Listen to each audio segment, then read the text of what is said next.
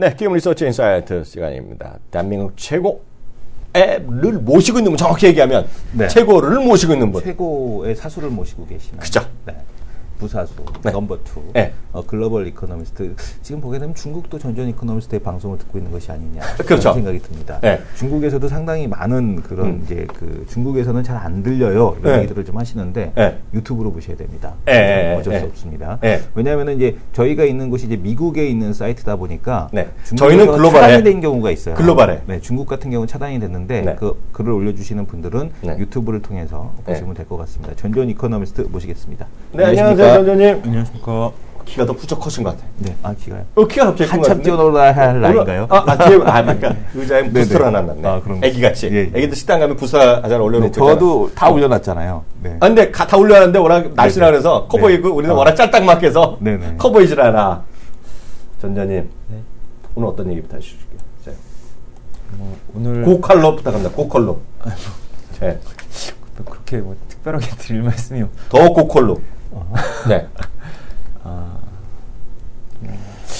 말씀을 좀 네. 드린 게 뭐 사실 똑같은 얘기를 계속 너무 많이 드려가지고 좀 죄송스럽긴 한데 상관없어요. 네. 주식은 맨날 열리는데 뭐. 좋은 얘기 맨날 들어도 좋은 거죠. 네. 별로 안 좋은 얘기인데 상관없어요. 예, 뭐 네. 컬러티만 있으면 돼요. 네. 네. 한번 이거 봐주시겠습니다. 네. 보겠습니다. 페드의 기준금리 인상 시점이 다가옴에 따라서 네. 약간의 소화 과정과 진통 과정이 필요할 거라고 말씀을 드리고 있습니다. 네. 근데 보시면 나타나는 숫자들 보시면 글로벌리 그런 현상들이 조금씩 나타나고 있는데요. 보시면 이쪽이 위에 있는 이 숫자는 뭐냐면 이머징 채권 펀드의 자금 유출입인데 3주 전부터 자금이 나가기 시작하는데 이런 게 더 강화되고 있습니다. 재밌는 거는 이머징에서 채권 펀드에서 돈이 나간다. 네. 근데 그런 흐름이 이머징 주식형 펀드로 확산되고 있습니다. 이런 현상들은 도대체 왜 일어나는 거냐? 네. 페드 금리 인상에 대한 우려가 조금씩 현실화되면서 미국에서 신용 스프레드가 올라가고 있습니다. 이 얘기는 뭐냐면 글로벌 금융시장에서 위험에 대한 선호가 조금씩 죽고 있다는 얘기거든요. 네. 당연히 이렇게 된 게 정크펀드 시장이 굉장히 좋았습니다. 네. 근데 이제 페드 금리 인상이 오니까 할인율이 좀 높아지고 네. 위험에 대한 선호가 축소되기 시작하니까 조금 있다가 미국 금융시장, 글로벌 금융시장이다 이러면 당연히 이머징 시장에서도 할인율이 높아져야 되는 거 아니냐라고 이머징 스프레드가 올라가는. 네. 그러면서 이머징에서 채권 펀드 돈이 빠지니까 네. 당연히 할인율이 높아지면 주식에 대해서도 디스카운트가 좀 일어나야 된다라고 생각하는 과정들이 지금 전개되고 있다라고 보시면 될 것 같고요. 네네. 결국 오늘 밤이 가장 중요하다. 최근에 그리스 문제 이런 얘기를 이제 들으실 수가 있는데 네. 그런 부분은 그냥 신경. 그러니까 저도 좀 지겨워요, 그리스 얘기는. 왜냐하면 네. 반복된 문제기도 하고 네. 더 중요한 거는 두 가지가 있는데 하나는 누가 더 급하냐. 최근에 스탠스를 보시면 알겠지만 그리스 정부가 훨씬 급합니다. 최근에 ECB에서 얘기하는 게 정 안 되면 제한적 디폴트 가자. 이런 얘기를 하는 쪽은 ECB 트로이카 쪽이고 IMF는 좀 다른 얘기를 하고 있긴 한데 왜냐하면 네. IMF의 총재는 프랑스 사람이기 때문에 약간 독일이랑 다른 얘기를 하고 있는데 지금은 오히려 그리스가 훨씬 급하고요. 네. 두 번째는 어저께도 유럽 펀드에서 판결이 났지만 양적 완화가 자체가 이미 가동됐기 때문에 네. 불이 이런 거죠. 사실 그리스 문제를 자세히 보시면 그리스가 글로벌 GDP에서 차지하는 부분이 뭐가 있겠습니까? 그리스 채권을 사면 얼마나 많이 샀겠습니까? 네. 근데 이게 그리스로 말미암아서 불이 이제 마른 들판에 불길을 번졌을 때 번질까봐 이게 사람들이 굉장히 많이 우려를 했던 건데 네. 문제는 페드 같은 경우에는 불길이 번졌을 때 신속하게 소방수가 굉장히 전례 없을 경우에 물을 다 뿌려가지고 불이 안 번진 거죠. 네네. 근데 유럽 같은 경우는 소방수가 한 명이긴 한데 물을 틀까 말까 결정하는 사람들이 너무 많았다는 거죠. 그렇죠. 근데 이미 지금 물을 뿌리고 있습니다. 음. 그리고 무제한의 자금 공급이 위헌이 아니라는 결판이 났습니다. 네. 불이 조금 발생하면 물기를 그냥 더 크게 확 확산시킬 수 있기 때문에 네. 사람들이 그래도 상대적으로 걱정을 별로 안 하는 거고요. 그런 게 그러면 나타나는 게 저만 그렇게 생각하는 게 아니고요. 글로벌 금융시장 아침에 모닝레터 같은 경우 보시면 그리스 문제가 있어도 미 국채금리나 특히 독일 국채금리가 빠지는 폭이 거의 없습니다. 네네. 이게 그리스 문제가 진짜 문제라 그랬다 그러면 독일 국채금리가 밑으로 쭉쭉쭉 다시 내려가야 될 겁니다. 그러니까요. 안 예. 내려갑니다. 그러니까 실제로 사람들의 마음속에 있는 거는 그리스 문제가 아니고요. 네. 오늘 밤 예정되는 페드의 문제라고 보시면 될 것 같습니다. 근데 이런 문제를 계속 말씀드리는 이유가 뭐냐면 뭐가 됐든 뭐 서로 좋은 얘기는 아닌데 그걸 구별하는 게 무슨 의미가 있겠냐. 왜 그러냐면 투자 전략에 굉장히 많이 관여할 겁니다. 왜냐하면 그리스 문제가 조정의 빌미가 된다 그러면 글로벌 유동성 장세가 더 성격이 강화될 겁니다.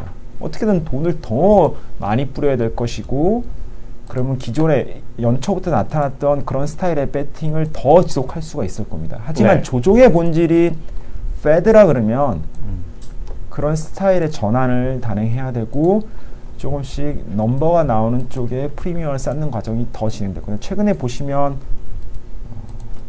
중국 소비주 중에서도 이제 옆으로 계속 번질 거라고 말씀을 드렸는데 네. 대형주니까 뭐 그런 대형주 중에서 이제 뭐 2분기에 실적이 나올 거다 이런 네. 쪽들에 대한 이제 수급이 형성되고 있고 밸류에이션이 뜨는 그런 모습들이 나타나고 있는데 네네. 점점 저희들이 생각했을 때는 페드의 보도문이 네. 오늘 밤 어떤 형태로든 변화가 일어날 겁니다. 네. 똑같이는 안 나올 겁니다. 그러니까 뭐다 단어라도 바뀐다는 얘기 아니에요. 근데 지난주에 네. 말씀하셨던 근데 대로. 그러면 이게 그 얘기는 뭐냐면 네. 얘기해 주는 건 이런 거죠. 올해 한다. 올해 9월에 할 것 같다. 네. 행간을 읽으면 올해 한다. 9월에 할 것 같다. 그러니까 봐가면서 할 건데 9월에 할 것 같다. 네. 하지만 지금은 아니다. 행간을 읽으면 딱 그 정도 세 마디로 압축할 수 있을 것 같고요. 제가 뭐 페드 보도문의 그 변화를 정확하게 예측할 수는 없지만 아마 네. 경기 회복 강도가 강화되거나 네. 경기 회복 강도 그리고 노동시장의 임금 상승 압력이 강화될 거라는 확신이 들 경우에 기준금리를 그 시점에서 인상하겠다라는 정도의 문구가 들어가지 않을까라고. 약간 구체적인 존재 조건 달면서 예. 계속 얘기했던 옐런 회장이 중시하는 게 고용시장이잖아요. 예. 그래서 고용시장의 임금 인상 이런 것들.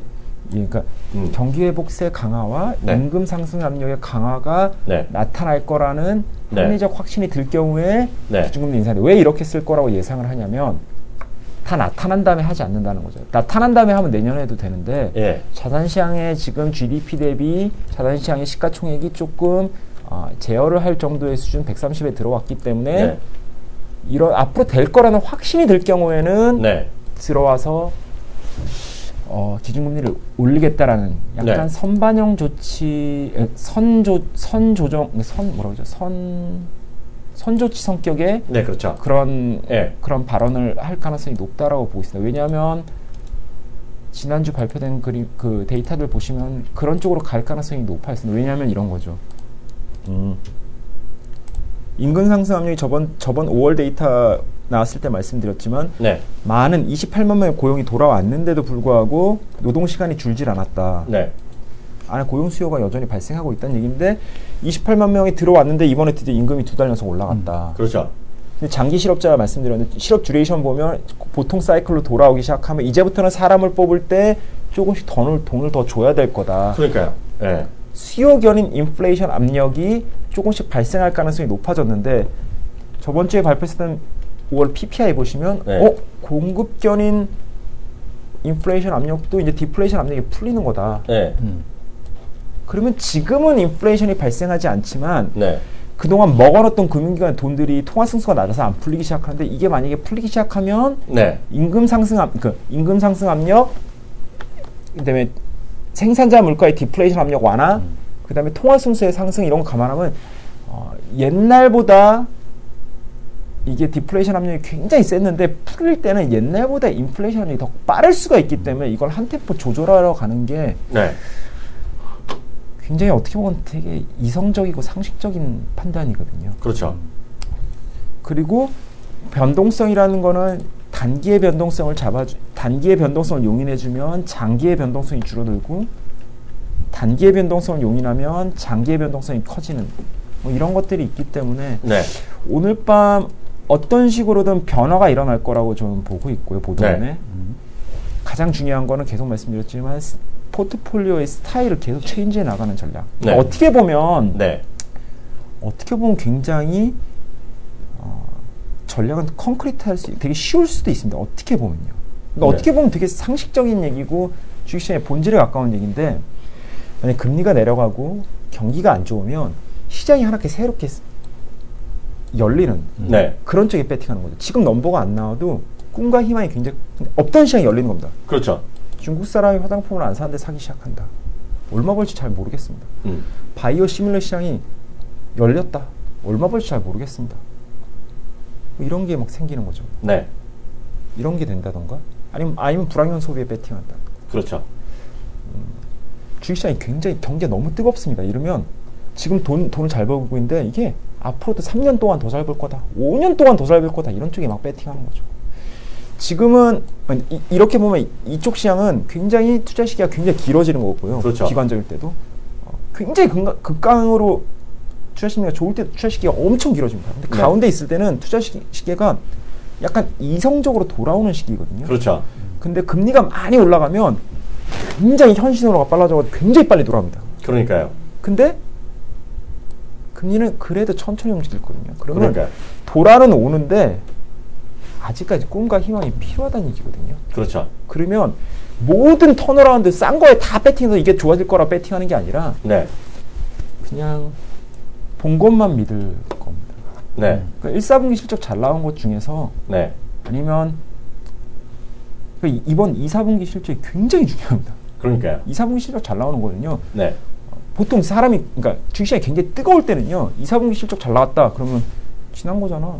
이렇게 얘기합니다. 그렇죠. 지금 3, 4분기인데 지나온 거 모르는 사람도 있나?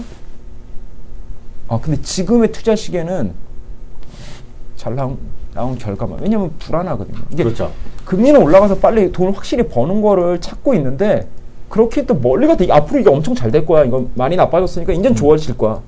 라고 믿기에는 금리가 느리게 올라가는 걸 보면 야, 그렇게 생각하는 게 너무 순진한 거 아닌가? 네. 그래도 잘 나온 것만 그러니까 실적이 잘 나온 게 가는 어떻게 보면 약간 느리다고 느낄 수도 있고 어떻게 보면 너무 당연한 얘기일 수도 있는데 네. 예, 아마 가장 관성이 센 모멘텀은 뭐가 될 거냐? 네. 발표한 실적이 될 겁니다. 그러니까 스타일이 이제 보시면 턴하는 쪽에 베팅을 하는데 좀 작고 수요와 공급이 조금 제한적이고 네.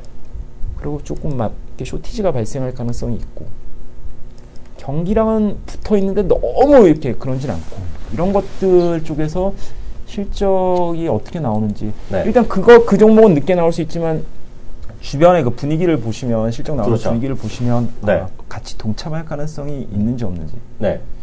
물론 같은 산업군 중에서도 차별화는 많이 일어날 거예요. 실적이 지금은 실적과 낮은 밸류가 제일 중요한 구간. 어떻게 보면 기본에 가장 충실할 수 있는 구간. 근데 그러면 거래소 같은 경우는 낮은 밸류로 가는 거고 코스닥 같은 경우는 이제 실적이 나오는 쪽들, 그러니까 꿈과 희망을 줬는데 실적이 나오면 셀트리온 같은 경우 숫자가 나오면 더 갈 수도 있는 거 아닙니까? 예, 그렇습니다. 지금은 한마디로 압축하면 이런 거죠.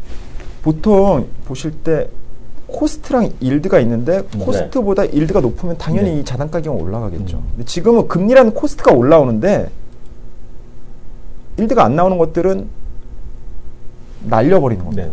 대표적으로 보시면 글로벌리 브라질, 네. 터키, 남아공 뭐 이런 나라들 금리가 올라가는데 돈을 벌어와야 되는데 네. 돈을 못 벌어오는 겁니다. 네. 현금은 계속 줘야 됩니다. 빚이 많아서. 그럼 금리가 올라가는데 내가 너를 왜 갖고 있어야 되니라고 생각하면서 그러니까 남아공 란드와 터키 뭐 리라 작살나고. 뭐 그냥 다 그냥 박살이 나기 시작하는 거죠. 근데 지금 만약에 그러면은 이번 조정 시장에서 브라질 채권을 사는 거에 대해서는 어떻게 생각하세요? 그걸 왜 사? 좋은 생각은 아니죠. 그죠? 상당히 위험한데요, 그런 전략은. 정크에다 그냥 베팅한다. 저 같은 정크 베팅. 미국 정크에 베팅하지. 왜냐면 미국 경기가 좋아지니까 빚을 갚을 수 있을 겁니다. 근데 브라질, 러시아, 터키, 남아공, 베네수엘라 이런 나라들은 원자재를 파는 나라들이어가지고 현금 흐름이 좋아지려 그러면 글로벌 경기에 해가 더 떠야 됩니다. 더 떠야 되는데 올해 정도 뜨는 속도로는 안 되고. 이 메탈 가격이나 오일 가격이 올라가기, 제가 봤을 때는 WTI는 65불에서 다시 갇힐 거거든요. 그때도 말씀드렸지만 사람이 게임 이론이라는 게 균형점이 들어가기 전까지 진통 과정이 필요한데 네. 모두가 편안한 시장은 없다. 네. 지금 보시면 그때 말씀드렸던 게 미국에서 조금 줄이면 네. 오일을 조금 셰일 오일을 줄이면 오펙이 더 생산할 거라고 말씀드렸는데 안 줄인다. 미국이 줄이고 오펙이 줄이면 서로 행복하고 서로 합의했는데 사람이 그렇지 않다. 한 사람이 약점을 보이면 진짜로 문 걸어 잠글 때까지 들어가는데 지금 오펙 더 생산하고 있지 않습니까? 그러니까요. 65불에서 못 넘어갑니다. 이렇게 되면.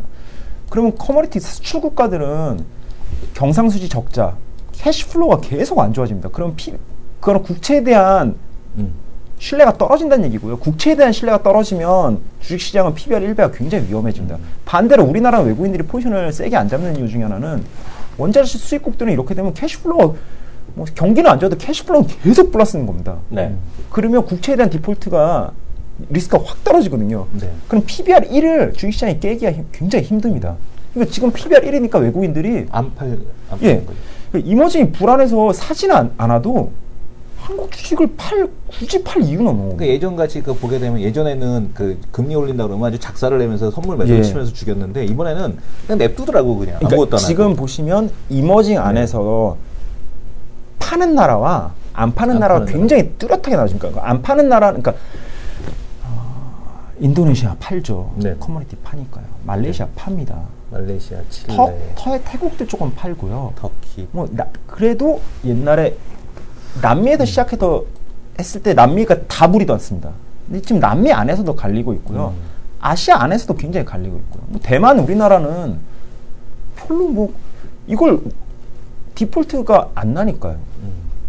그리고 이게 세상이 느리게 좋아지고 이렇게 차별화되는 거에 영향은 어디서 나타나면 지난주에 사실 미국 30년물 국채 발행이 있었습니다. 네. 한번 그런 말씀 드린 적이 있었는데 그래도 미국채 많이는 안 깨질 거다. 네. 미국채가 진짜 빨리 올라가면요. 진짜 많은 걸 부숴버리거든요. 네. 30년물 국채 발행 어떻게 됐을 것 같습니까? 제가 한번 연기금이나 글로벌 보험사들이 고금리 채권에 고금리 장기 채권에 목말라 있어가지고 올라가면 득달같이 가서 살 거다. 네.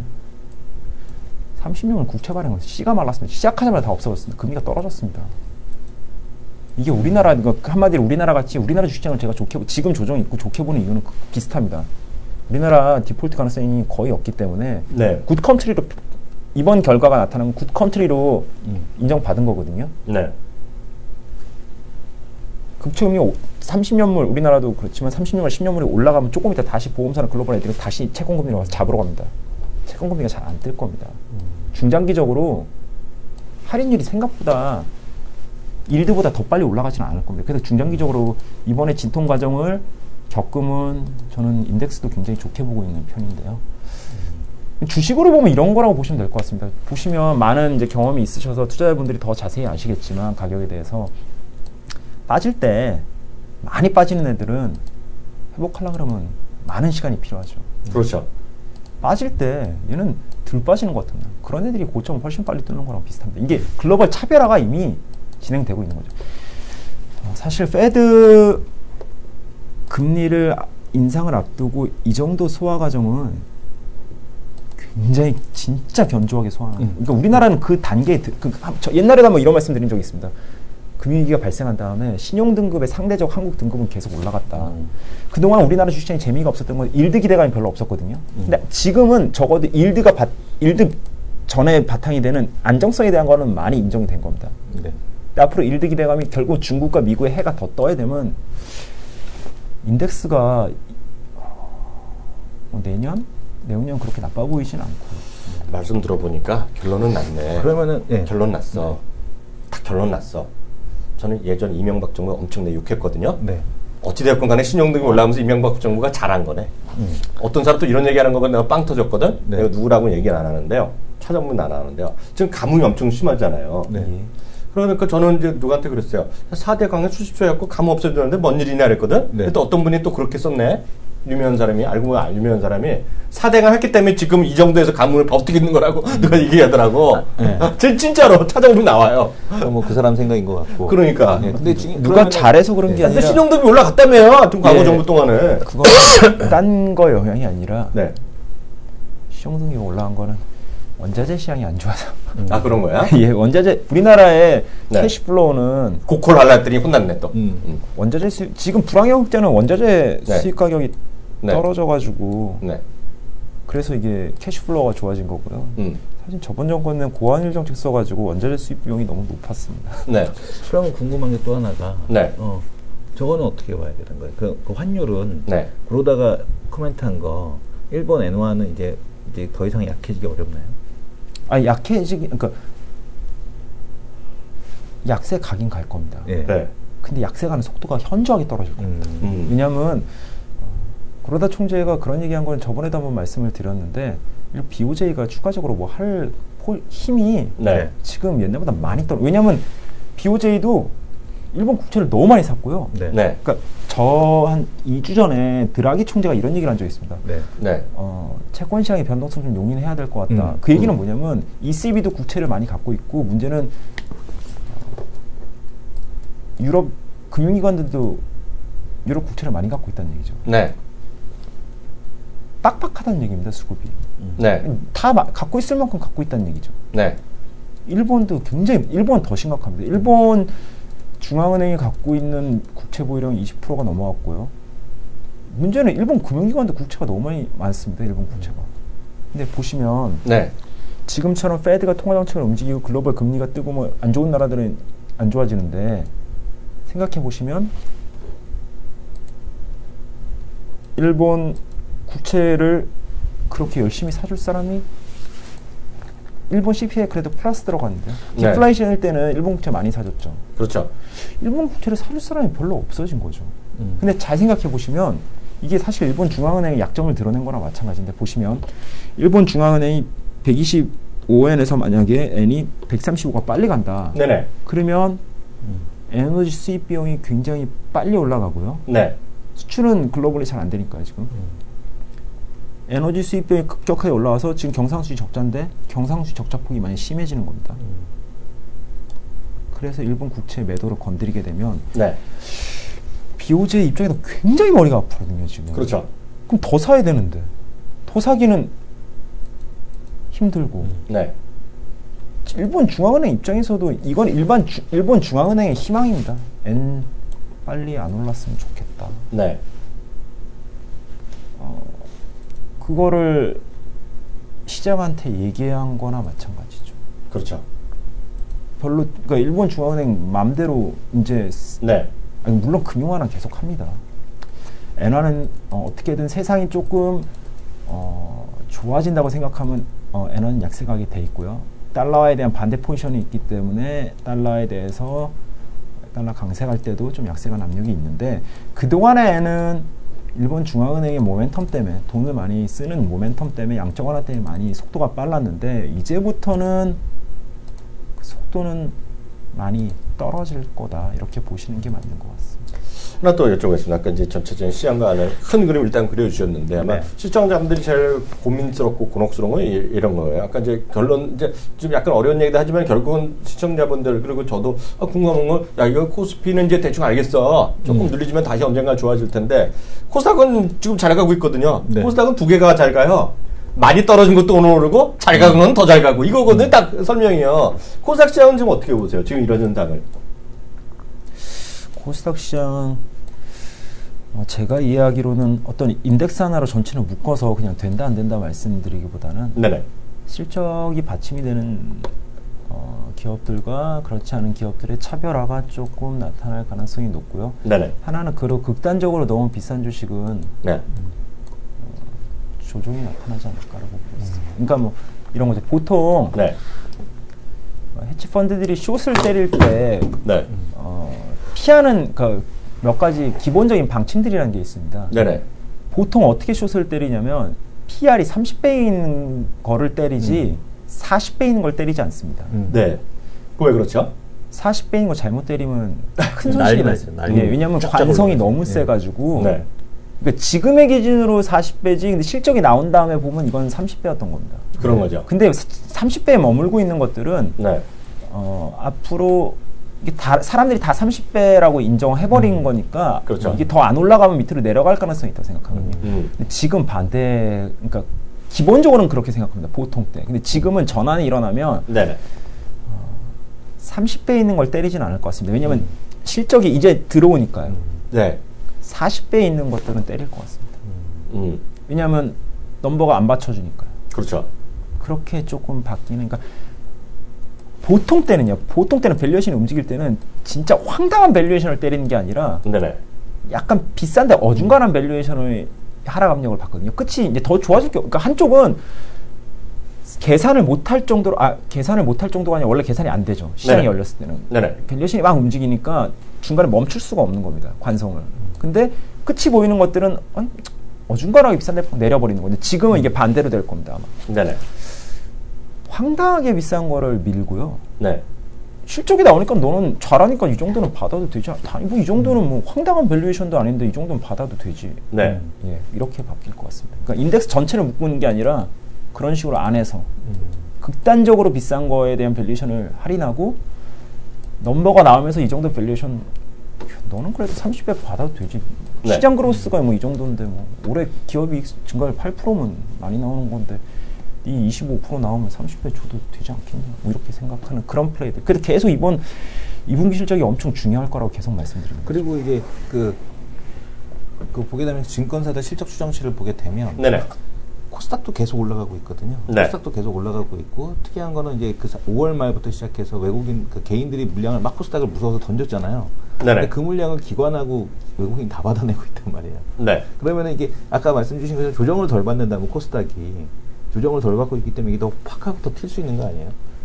위로 더 많이 열어놔야 되는 거 아니에요? 생각했던 계속 예상치보다. 말씀드리지만 네. 저의 생각인데 인덱스로 그런 네. 식의 접근을 하면 네네. 코스닥이 뭐 지수가 덜 밀리니까 나중에 많이 올 네. 거다 뭐 이렇게 생각해서 그 투자 전략을 개별 종목으로 가져가시면 네네. 큰 낭패 볼 가능성이 있지 않을까. 개별 종목으로 개별 종목에 실적으로 예. 왜냐하면 왜 무섭냐면 저번에 한번 표를 보여드린 적이 있었는데 기억하시는 2004년 6월에 미국 애들이 이제 금리를 올렸을 때 업종별 아니면 밸류별 뭐 이런 거 퍼포먼스를 보여드린 적이 있었는데 3개월 되기 전에 네. 마지막 달에 코스닥이 엄청 많이 올랐거든요. 코스피가 잘 안 움직일 때. 네. 왜냐면 코스피의 외국인 영향이 크니까 미국 애들이 네. 금리를 올리는 걸 선반영해서 외국인들이 그때 포지션을 안 잡고 있는데 네. 지수가 안 가니까 그냥 국내 플레이어들은 코스닥에 안 가니까 지수 안 가니까 이쪽에 종목 잘 움직인다 해서 막 갈기다가 네네. 마지막 3개월 전에 지금으로 9월에 올린 다음 6월이죠. 딱 지금이죠. 네. 코스닥이 엄청 배팅했다가 그 다음 달부터 코스피보다 훨씬 큰 낙폭을 기록하고 대가를 그러니까요. 굉장히 심하게 치렀거든요. 그런 거 감안하면 계속 지금 주식시장에서 가장 위험한 말 중에 하나가 이제 벤자민 그레임도 이제 그런 얘기를 많이 했는데 가장 피해되는 얘기는 지금까지 이렇게 됐으니 이 추세가 지속돼서 앞으로도 이렇게 될 거다. 오늘까지 코스피가 안 갔으니 그리고 코스닥이 잘 갔으니 앞으로도 코스닥이 잘 가고 코스피가 이렇게 생각하는 게 굉장히 지금까지죠. 앞으로 얘기는 다른 문제니까요. 근데 벤자민 뭐라고요? 벤자민 그레임이 적어도 뭐. 네. 네. 그러니까 저희가 생각했을 때는 코스피가 미리 네. 코스닥을 얘기해주고 있고요. 물론 과거와 다르게 코스닥에 실적이 나오는 기업들이 있으니까 네. 인덱스를 내리는 거는 실적이 안 나오는 쪽들에서 인덱스를 내리는 힘이 강할 것 같고요. 즉 코스닥 자체보다는 계속 개별 기업으로 실적을 체크해 나가시는 게 가장 중요하지 않을까라고 보고 있습니다. 마지막으로 딱 하나만 여쭤보고 보내드려야겠어요. 시간이 거의 약속된 시간이 다 돼갖고요. 조금 있으면 전화와 이분한테 그죠? 그 추가 경정 예산 슈퍼 추경 얘기 나오잖아요. 예, 그래서 20조다, 뭐 몇십 조다 얘기하는데 그건 잘 모르겠고 지금 오늘 그래서 건설주가 반등을 좀 하고 있거든요. 예, 그래서 또 여기서도 뭐 물 관리하고 네. SOC 또 얘기하고 흔히 얘기해서 승수 효과 큰 거로 가겠다고 또 어저께 최 부총리 얘기했거든요. 가뭄효과가 크자. 예, 가뭄효과가 크자. 그러니까 그럼 건설주는 어떻게 보세요? 아, 이렇게 너무 조그맣게 소신껏 얘기하셔야죠. 이건 제 생각이니까요. 그냥. 예. 아, 그러니까. 저는 그냥 네. 건설주가 갈 때가 몇 번 있는데 네. 네. 대표적으로 금리가 내려가는 환경에서 유동성이 공급되고 네. SOC 투자 걸릴 때 잘 갑니다. 네. 예. 건설주는 대표적으로 듀레이션이 굉장히 긴 산업이기 때문에 네네. 유동성이 굉장히 민감하고요. 금리 그렇죠. 환경에도 민감하고 발주라는 게 민간에서 잘 안 돌아가면 네. 정부가 도와줘야 되고요. 네.